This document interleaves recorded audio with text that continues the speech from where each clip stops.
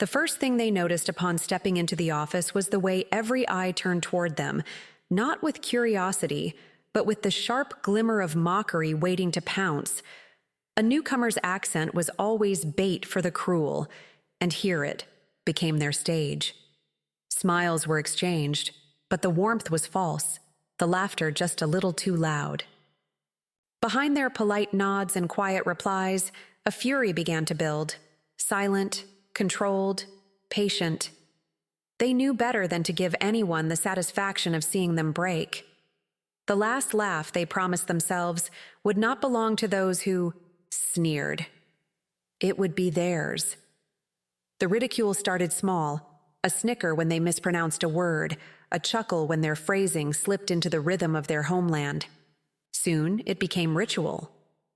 Coworkers gathered like wolves circling prey, disguising cruelty as banter, insisting it was just a joke. The sharp edge of their laughter cut deeper each day, echoing in the hallways, lingering long after the room had emptied. They smiled when expected, nodded when cornered, endured in silence while their spirit sharpened itself like a blade hidden in cloth.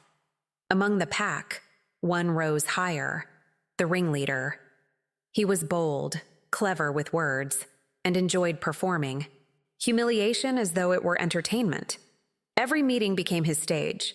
A slip of the tongue was replayed like comedy, an accent imitated with exaggerated flourish, drawing cheers from those too weak to resist joining him. His power grew with every laugh, his arrogance feeding on their silence. Yet beneath the surface, the newcomer's eyes watched with unblinking calm, memorizing each gesture, each smirk, each triumph built on cruelty. They played along, pretending the mask was real. Laughter slipped past their lips at the right times, even when it burned. They joined in the charade of weakness, never revealing the storm that brewed inside. Behind the mask, they studied every insult, every moment of derision, like a chess player memorizing the board before striking. Composure became their shield, patience their weapon. In that silence, a vow was made. Each cruel laugh was a seed of defiance, planted deep within soil, enriched by humiliation. One day, the tables would turn. Not with shouting, not with rage, but with a precision so sharp it would silence the room as surely as a blade pressed against the throat. Their tormentors would not just fall, they would crumble beneath the weight of their own arrogance. And so, the ledger began. Quietly, methodically, they kept score. Every insult noted, every sneer catalogued, every betrayal etched in memory like ink on paper. It wasn't simply bitterness, it was preparation. Each detail was a thread, and soon those threads would weave into a net so tight the tormentors would not even realize they were trapped until it was too late. What none of them understood was that arrogance blinds. The louder they laughed, the more convinced they became of their untouchable power. They underestimated the one who smiled politely in the corner, who stumbled with words, but not with resolve. They believed silence meant weakness. They never realized it was strength, strength gathering in the shadows, waiting for the right moment. That moment began quietly. Small, precise moves, an extra report sent to the right manager, a key detail revealed in a casual conversation, a strategic correction made in public without malice, but with undeniable accuracy. Little by little, the balance shifted. Their credibility rose while the ringleader's veneer began to crack. No one noticed the pattern forming, but the trap was already in motion. Then came the misstep. Overconfidence made the ringleader careless. He mocked once too loudly, imitated once too cruelly, in front of the very people who mattered most. The newcomer said nothing, only let the silence hang heavy in the room before calmly producing evidence. Emails, reports, subtle proof of the ringleader's incompetence, all lined up like dominoes ready to fall. And fall they did, one after another, in front of the same audience that had once cheered his cruelty. The laughter turned. Where once the room joined the ringleader's chorus, Now it fell silent, eyes shifting, realization dawning. The roles had flipped. The stage was no longer his. The office that once roared with ridicule now stared at him with pity, even disgust, while the one he mocked stood calm, untouchable, in quiet triumph. Humiliation came swift and cold. The ringleader's smirk vanished, his authority shattered. In a single blow delivered not with anger but with precision, he was left exposed, his cruelty the very rope that strangled his pride. His followers scattered, each too eager to distance themselves from the sinking ship. Through it all, the protagonist never raised their voice, never gloated. They stood steady, success as their shield, dignity intact. Their tormentors lay in, ruin. But they did not need to lift a finger beyond what had already been meticulously planned. The sharpest revenge had been served, not through rage, but through quiet triumph. And as they walked forward, stronger than ever, leaving behind the wreckage of arrogance and cruelty, they carried no bitterness, no need for further words. For, in the end, the truth was simple. Success itself was the sharpest blade, and theirs had cut clean. The last laugh, just as promised, belonged to them. Subscribe to our channel for more stories like this, where silence becomes strength and revenge is written with precision. The first laugh stung, not because of its sound, but because of its meaning. It wasn't joy. It was cruelty dressed as humor, a mimicry of words spoken with an accent that betrayed where they came from. Others joined in, turning the office into a theater of ridicule. The newcomer smiled faintly, as if unbothered, but within something shifted. They did not rage, they did not cry. Instead, they grew quiet, sharpening silence into a weapon. Laughter had started this, but silence would end it. Every day brought another performance. Coworkers found pleasure in ridicule, and behind the smirks lurked small acts of sabotage. Documents misplaced, credit stolen, whispers spread. It was a culture of arrogance, and at its center stood the ringleader, drunk on the power of public cruelty. He believed his stage eternal, his audience loyal. But beneath the surface, a calm storm brewed. The newcomer endured with a steady gaze, careful not to reveal the fire smoldering in their chest. They gave the illusion of ignorance, but in truth, they were listening more closely than anyone imagined. The taunts sharpened over time. What began as mimicry turned into open humiliation, woven into meetings, calls, even casual greetings. The ringleader enjoyed the spotlight, crafting each insult with practiced cruelty, waiting for the break that never came. Yet while he performed, the newcomer saw the truth. This office was built not on merit, but on manipulation, alliances formed by fear, and laughter masking cowardice. It was a web of lies, and he mistook it for a throne. They saw the weakness in it, and they knew it. Could be undone instead of breaking, they observed. Every insult was stored, every smirk memorized, every betrayal catalogued. They watched who laughed the loudest, who turned away, who shifted nervously, but joined in anyway. Coworkers became chess pieces, their roles and patterns mapped carefully. To the world, they seemed quiet and submissive, but in silence, they became a strategist. Patience was not weakness, it was the foundation of their plan. The ringleader, blinded by his own arrogance, failed to see the trap forming. He mistook silence for surrender, quietness for cowardice. He strutted through the office, louder, crueler, more reckless.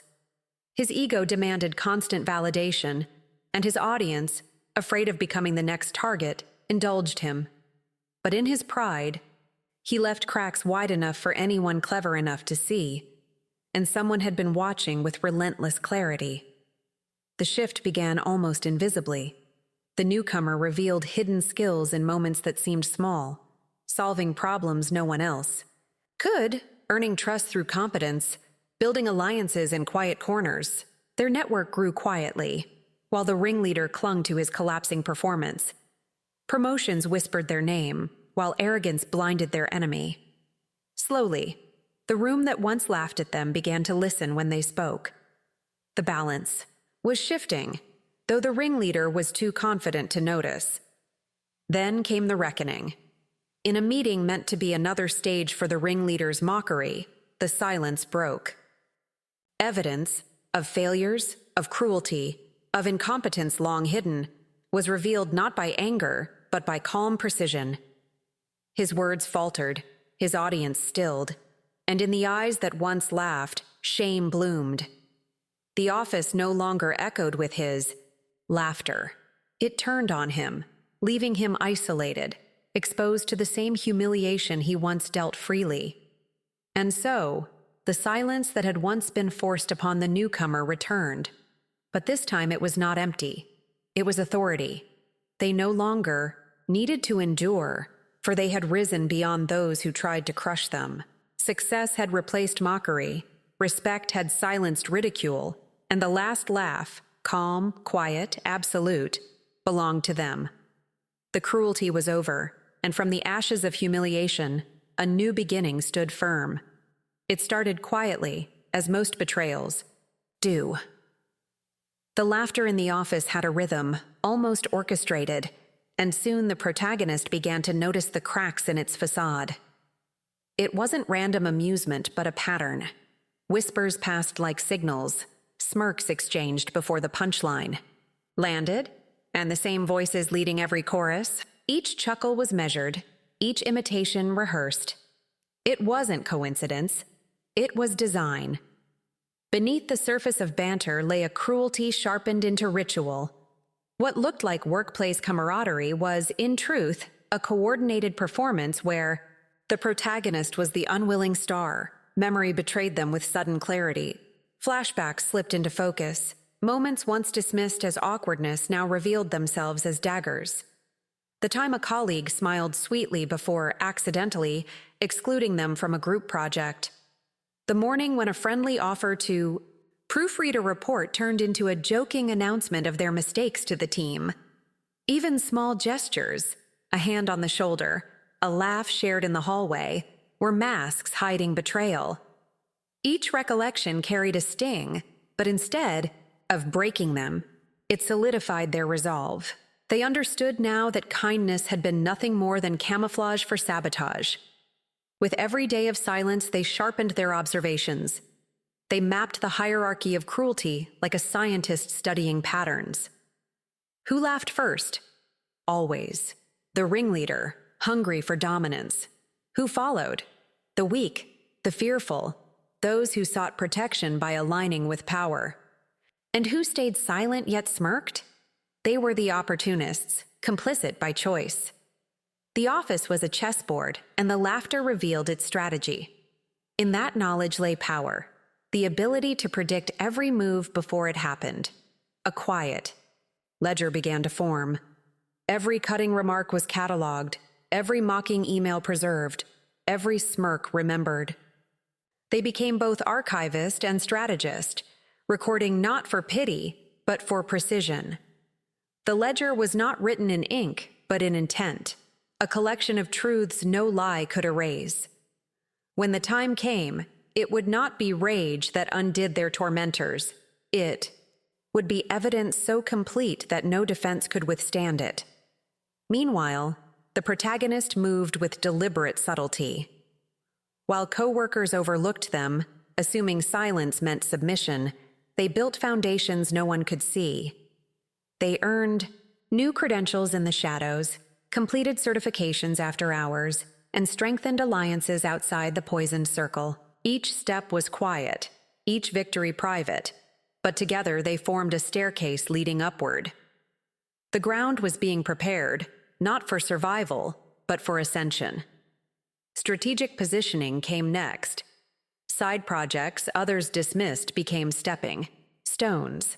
Tasks others ignored, they delivered with flawless precision. Senior managers began to notice the reliability, the calm consistency, the quiet brilliance. Networking, too, was done with care. Conversations not with those who mocked, but with those who held true influence. The ringleader's spotlight grew bright, but the protagonist was moving into the line of sight of real power, step by step, and, still, arrogance went unchecked. The ringleader, drunk on pride, couldn't resist boasting. "They'll never rise above," he declared to anyone who would listen, spreading gossip as though it were gospel. His words carried laughter, but they also revealed fear, the fear of someone who needed constant validation to keep his throne secure. He believed the hierarchy unshakable, blind to the quiet storm building at its edges. What he never understood was that he was playing checkers while his target was playing chess. He moved in single steps, careless, predictable. They, however, thought 3 moves ahead, tightening their strategy until there was no escape. Every alliance formed, every credential earned, every piece of evidence collected was another square on the board claimed. And while he strutted, flaunting his false security, the board was shifting beneath his feet. The game was no longer his. The end would not be loud, but it would be final. The ringleader had grown careless in his cruelty. What once began as sly remarks and whispered jokes had evolved into open mockery, delivered with the confidence of someone convinced he was untouchable. He thrived on the chorus of laughter around him, mistaking fear for loyalty. Each insult was louder than the last, his arrogance swelling with the illusion of invincibility. But arrogance is a dangerous companion. It blinds a man to the fact that others are watching, and that power can shift when least expected. The protagonist observed this escalation with quiet patience, knowing that one day his overreach would be his undoing. That moment arrived sooner than anticipated. During a critical meeting with visiting executives and high-profile clients, the ringleader could not resist another display of dominance. In the middle of a serious discussion, he launched into ridicule, twisting his words into a public performance, meant to belittle the protagonist. Laughter rippled across his circle, but the room itself fell uncomfortably silent. The client's expressions hardened, and the executive's eyes shifted, not with amusement, but with measured disapproval. What had once been brushed aside as harmless banter was now laid bare under the spotlight as unprofessional, petty, and cruel. The mask he wore had slipped, and there was no taking it back. In the days that followed, the ringleader attempted to tighten his grip, to ensure the protagonist remained sidelined. He maneuvered to block their involvement in a major project, dismissing them as unworthy of the responsibility. But fate has a way of rewarding patience. A last-minute crisis left no choice but to hand the project back to the one person with both the knowledge and composure to salvage it. The protagonist accepted the challenge with quiet resolve, stepping into the role not with anger, but with an unshakable calm that commanded respect. What had been intended as a roadblock became an opening, one that placed their skills directly in the center of attention. Every detail of their work was executed with flawless precision. While others fumbled under pressure, the protagonist remained steady, guiding the project with competence that needed no words to prove itself. Their calm brilliance was undeniable, each decision sharp, each result impeccable. By the time the executives reviewed the finished outcome, the contrast was impossible to ignore. Dignity and intelligence standing in stark opposition to arrogance and cruelty. The protagonist did not gloat, did not point fingers. There was no need. The work itself was a quiet triumph, and those who mattered most had witnessed it. Recognition did not arrive in applause, but in silence, the kind of silence that carries weight. Executives exchanged glances, their judgments recalibrating in real time. They compared the professional composure of one against the childish antics of another, and in that comparison, loyalties shifted. No announcements were made, no immediate decisions declared, but the air had changed. The balance of power was moving, slowly but decisively, away from mockery and toward competence. The protagonist could feel it, like a tide turning beneath the surface. Behind closed doors, conversations began. In quiet boardrooms and private calls, restructuring was discussed. Promotions, new leadership roles, and long-term strategies were mapped out with precision. The ringleader's name was not at the center of these discussions. It was fading, slipping from relevance. He did not know it, of course. None of the bullies did. They laughed louder than ever, mistaking silence for weakness, oblivious to the fact that the ground beneath them was already shifting, and so they carried on, their laughter echoing through the halls with greater force, each insult more brazen than the last. But what they failed to see was that their laughter no longer cut, it exposed them. Each joke revealed their pettiness, each smirk made their insecurity more obvious. They believed they were burying the protagonist under ridicule, but in truth, they were digging their own graves, deeper with every word. The protagonist said nothing, only watched, knowing that the end was coming, not with noise or confrontation, but with the quiet, crushing weight of consequences they had crafted for themselves. When the door opened, the air itself seemed to shift. The same office that had once echoed with taunts and staged laughter now found its rhythm disrupted as the protagonist walked in. Not as a target, not as a peer, but as the one holding authority over all.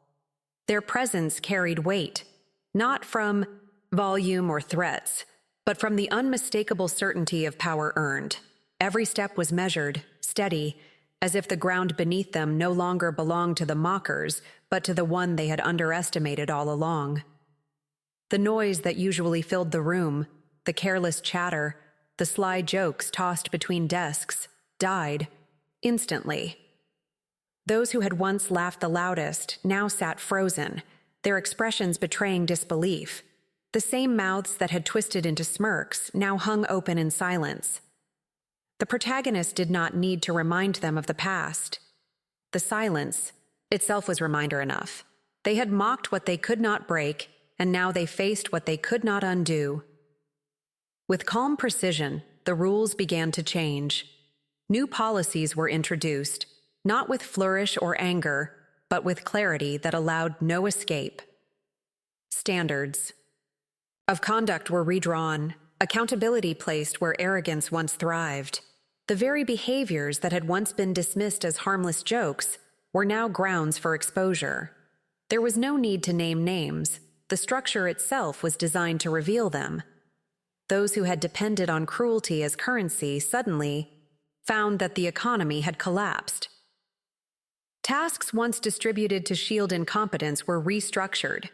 The protagonist assigned projects not as favors but as tests, placing the ringleader and his followers in roles that exposed their weaknesses for all to see.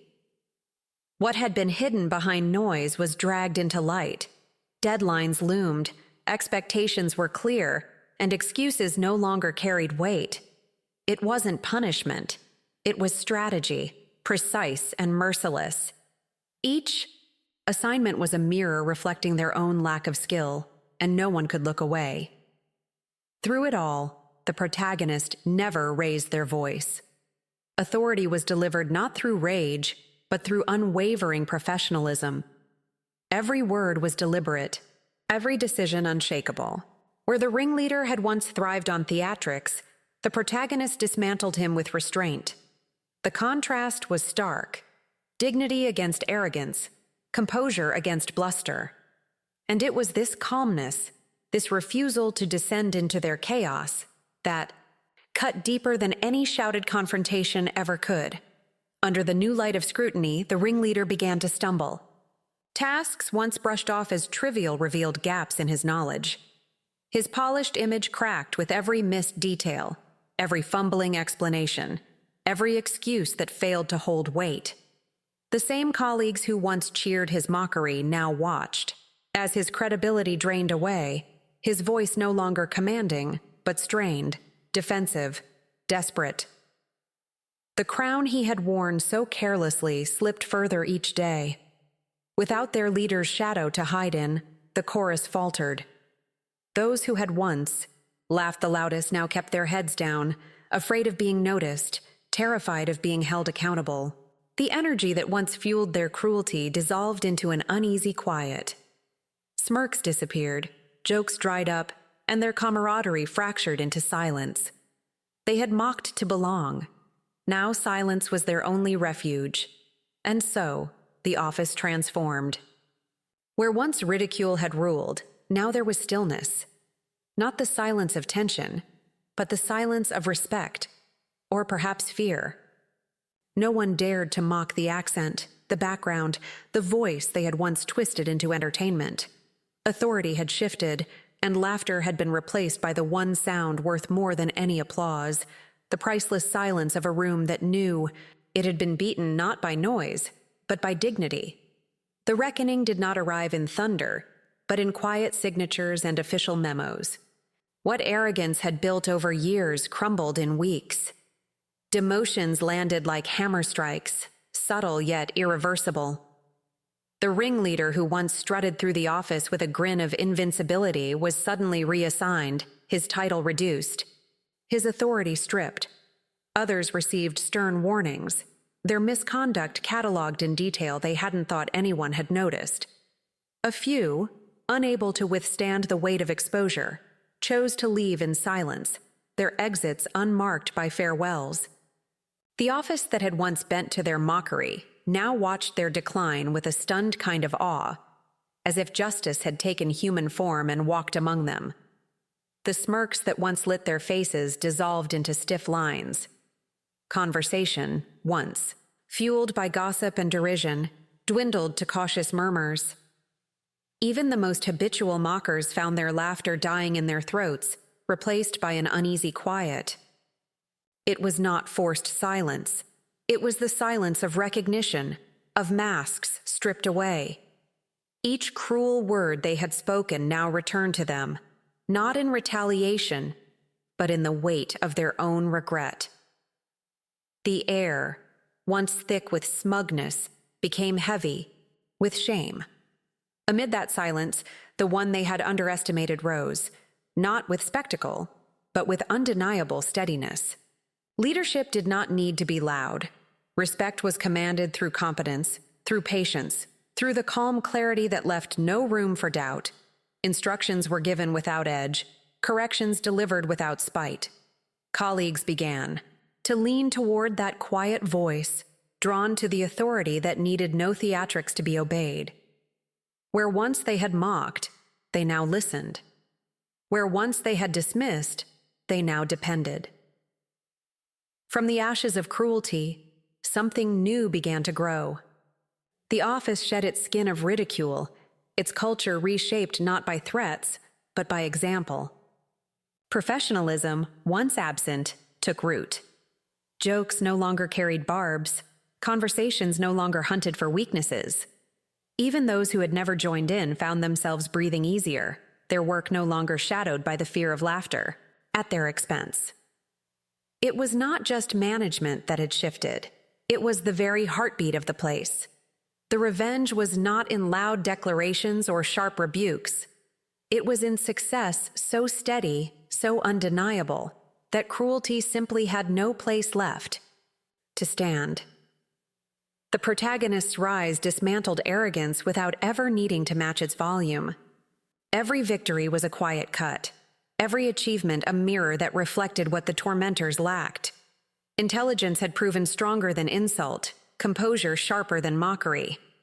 In the end, the cruel had destroyed themselves, undone not by attack, but by contrast.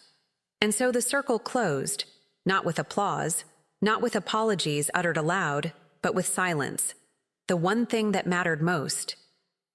The office that once jeered now bowed to stillness, their silence carrying the weight of an unspoken admission. They had been wrong. For the protagonist, there was no need for words, no need for triumph shouted from a pedestal. The hush itself was the final apology, the ultimate acknowledgement, and the most priceless revenge.